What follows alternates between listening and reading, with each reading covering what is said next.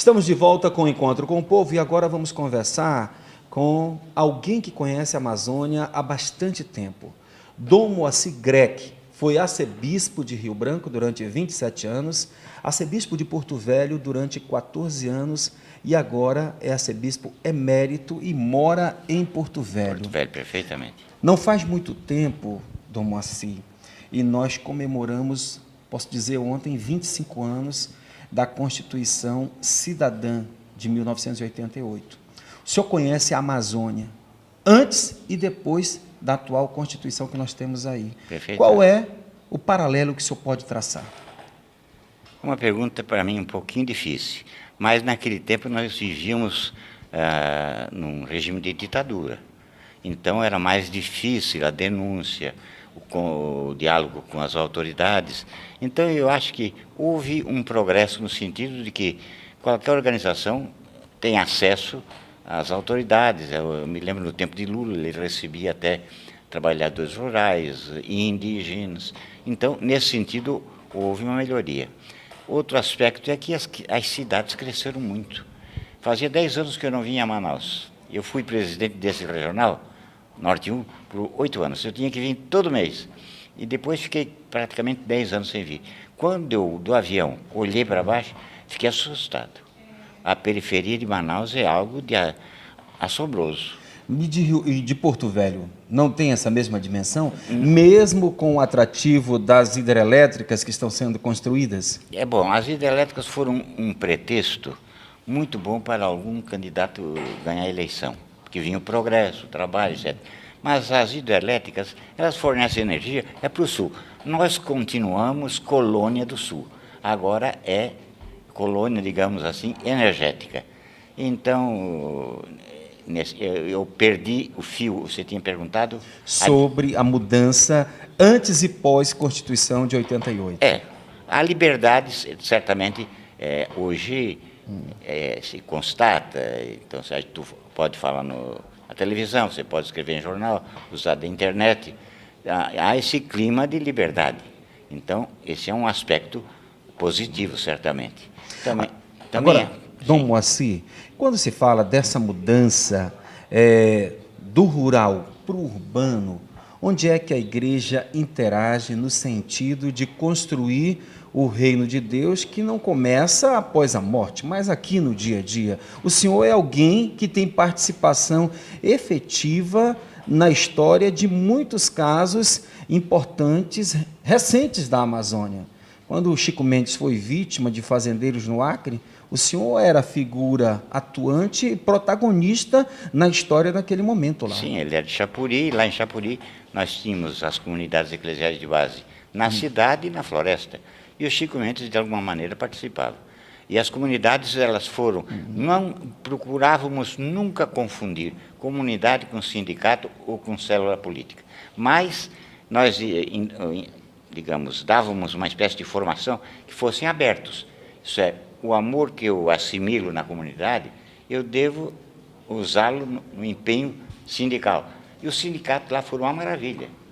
Foram uma verdadeira ameaça para os compradores de terra e para os fazendeiros, porque eles estavam tendo força, união, não só para se manter no lugar. Agora eles tinham evoluído.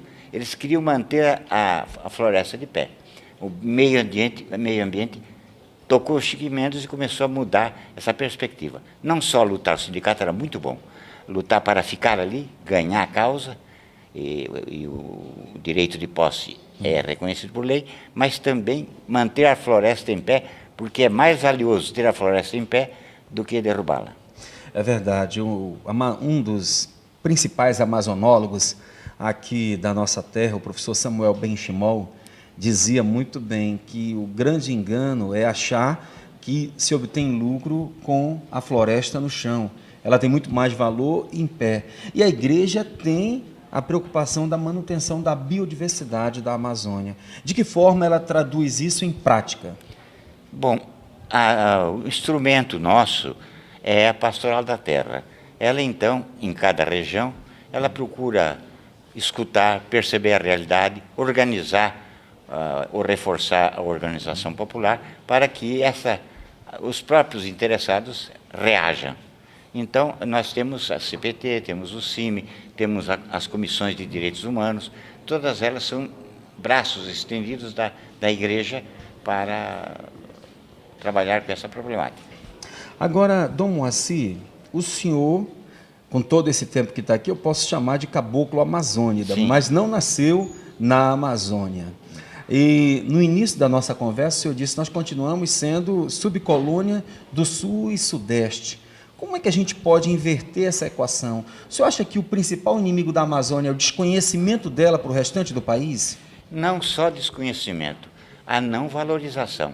Isto é, eles pegam aqui a energia, as minas de ferro, de tudo quanto é riqueza do solo.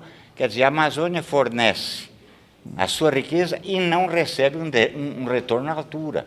A assistência às cidades, as políticas públicas voltadas para a nossa realidade indígena, nossa realidade quilombola, nossa realidade do caboclo e a realidade das imensas periferias. Elas não podem continuar assim. Vida de periferia hoje é uma subvida, tanto na moradia como nos serviços públicos, na água, e dizia um autor que às vezes até para o aspecto higiênico não se tem a água necessária, né? Qual é o desafio que o senhor acredita que a igreja, de modo imediato, tem que enfrentar? De modo imediato, nós estamos estudando aqui. Eu creio que é a primeira vez que esse regional mais amplo, porque num tempo regional se considerava Amazônia, Acre, Amazonas e Pará. Agora foi incluído o Maranhão, uma parte do Mato Grosso. Tocantins? Então, agora é a Amazônia Legal. Então, o que nós vamos fazer daqui para frente, eu não sei. Nós estamos estudando. Mas é o princípio de tudo. Sentar todos à mesa, que tem em comum essa região, que é a Amazônia Legal, e se reposicionar. E nós temos já um documento que foi escrito há 40 anos atrás, ali na cidade o documento de Santarém, que punha como luzeiros para orientar nossa pastoral a encarnação na realidade, isso é, aceitar essa realidade como minha, favorecer as vocações locais, desde o bispo até o coroinha, e depois fundar comunidades eclesiais de base.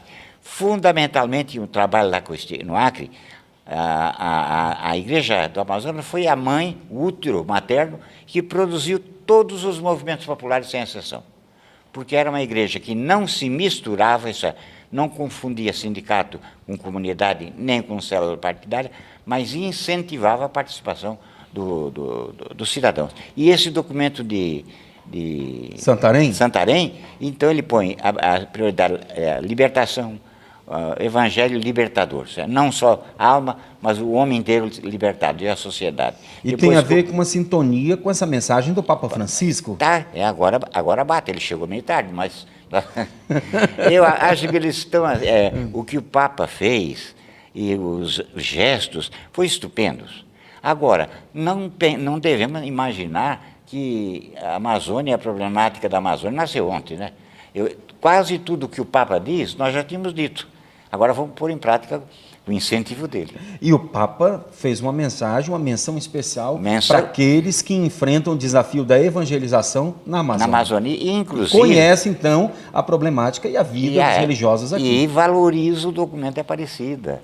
E depois chamou Dom Jaime, que foi o segundo presidente da Comissão da Amazônia, a Roma, para conversar com ele. Quer dizer, ele reforçou, mas eu não queria passar a imagem de que a nossa igreja antes não fez nada.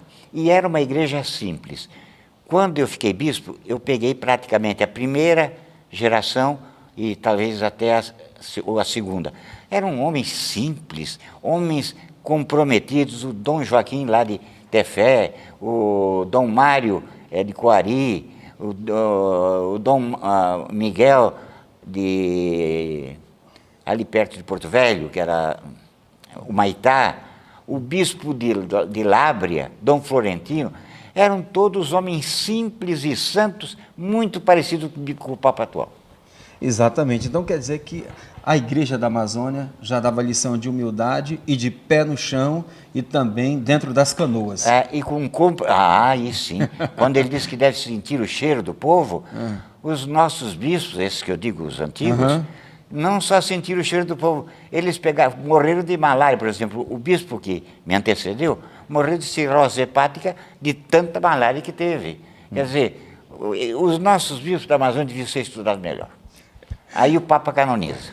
Dom Moacir, muito obrigado pela sua participação no Encontro com o Povo. Sempre às ordens. Um grande abraço. Vamos para mais um intervalo comercial e a gente retorna dentro de instantes.